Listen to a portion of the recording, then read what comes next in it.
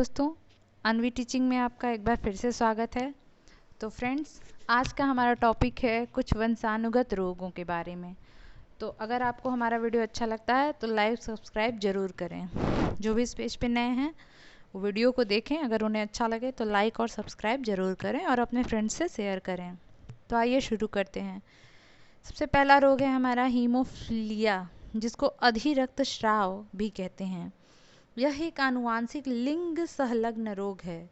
इसमें रोगियों में चोट पर काफ़ी समय, यह समय आधे घंटे से 24 घंटे तक का हो सकता है, रुधिर में कुछ प्रोटीन्स की कमी के कारण थक्का नहीं जमता और रुधिर बराबर बढ़ता रहता है, जिससे रक्त का स्कंदन नहीं होता। यह रोग प्राय पुरुषों में ही पाया जाता है, जबकि स्त्रियां इस रोग की वाहक होती हैं। हीमोफीलिया मनुष्यों में एक अप्रबल एक्स संलग्न वंशानुगति रोग है। ज्ञातव्य है कि पुरुषों में एक एक्स गुणसूत्र जबकि स्त्रियों में 2 एक्स गुणसूत्र होते हैं। हीमोफीलिया को रक्तस्रावण रोग भी कहते हैं। इसका प्रारंभ महारानी विक्टोरिया में हुआ माना जाता है। इसी कारण इसे शाही रोग भी कहा जाता है। जिस विटामिन के कारण रक्त का थक्का नहीं जमता वह विटामिन है विटामिन के। तो आइए हम अपना दूसरा रोग देखते हैं। इसका नाम है वर्णांधता, जिसको अंग्रेजी में कलर ब्लाइंडनेस कहते हैं। कलर ब्लाइंडनेस को लाल हरा अंधापन या डेल्टोनिज्म भी कहा जाता है। यह एक अप्रबल एक्स सह संलग्न वंशागति रोग है। यह रोग प्रायः पुरुषों में ही पाया जाता है तथा स्त्रियों की भूमिका रोग की जीनी वाहकों के रूप में होती है। पुत्रों को इस रोग के जीन्स पिता से कभी नहीं मिल सकते, क्योंकि पिता का अकेला एक्स गुणसूत्र सदैव पुत्रियों में जाता है। हालांकि पुत्रियों से ये जीन्स दूसरी पीढ़ी के पुत्रों अर्थात नातियों में जाते हैं। यदि एक वर्णांध पुरुष एक सामान्य महिला से विवाह करता है तो वर्णांधता के लक्षण उसके पुत्र में नहीं जाएंगे, जबकि उसकी पुत्री वाहक का कार्य करेगी। अगली पीढ़ी में यह वाहक पुत्री यदि सामान्य पुरुष से विवाह करती है तो उसके पुत्रों में वर्णांधता की संभावना 50%, जबकि पुत्रियों में वाहक होने की संभावना 50% होगी। यदि वाहक पुत्रियां किसी वर्णांध पुरुष से विवाह करती हैं तो उसके पुत्रों के वर्णांध होने की संभावना 50% तथा पुत्रियां या तो वर्णांध या वाहक होंगी।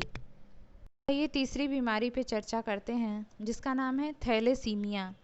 जीनी व्यक्तियों का यह एक समूह है जीनी व्यक्तियों अर्थात जेनेटिक डिसऑर्डर्स वाले व्यक्तियों का यह समूह है जिसके रोगी के शरीर में हीमोग्लोबिन के संश्लेषण की क्षमता नहीं होती है। यह विशेष रोग 2 प्रकार का यथा अल्फा थैलेसीमिया तथा बीटा थैलेसीमिया होता है। इसमें रोगी के शरीर में अत्यधिक अरक्तता उत्पन्न हो जाने से अतिरिक्त रुधिर की आवश्यकता पड़ती है। थैलेसीमिया बच्चों को माता पिता से आनुवंशिक तौर पर मिलने वाला एक जन्मजात रोग होता है। अब हम अपनी अगली बीमारी की तरफ बढ़ते हैं, जिसका नाम है बबल बेबी रोग। यह एक दुर्लभ आनुवंशिक रोग है जिसे SCID के नाम से भी जाना जाता है। SCID का फुल फॉर्म है सेवर कंबाइंड इम्यूनोडिफिशियंसी। इस रोग में जन्म के साथ से ही शिशु का प्रतिरक्षा तंत्र कार्य नहीं करता। इस कारण रोगी संक्रामक रोगों की प्रति अति संवेदनशील होता है। बाह्य वातावरण में उपस्थित हानिकारक रोगाणुओं से रोगी को सुरक्षा प्रदान करने हेतु जर्म रहित प्लास्टिक के बुलबुले इंक्यूबेटर जैसी व्यवस्था में इसका उपचार किया जाता है। उल्लेखनीय है कि SCID को एलिम्फोसाइटोसिस या ग्लेंजमान रिनिकर सिंड्रोम भी कहते हैं। तो दोस्तों, यह कुछ वंशानुगत रोग थे जिनके बारे में परीक्षा में कुछ प्रश्न पूछे जाते हैं। जैसे यह प्रश्न इस तरह का हो सकता है कि निम्न में से कौन सा आनुवांशिक रोग नहीं है? रतौंधी, रंजकहीनता, हीमोफीलिया या वर्णांधता। तो आप आसानी से लगा सकते हैं रतौंधी। तो दोस्तों, अगर आपको हमारा वीडियो अच्छा लगा तो प्लीज़ लाइक, सब्सक्राइब और शेयर ज़रूर करें। धन्यवाद।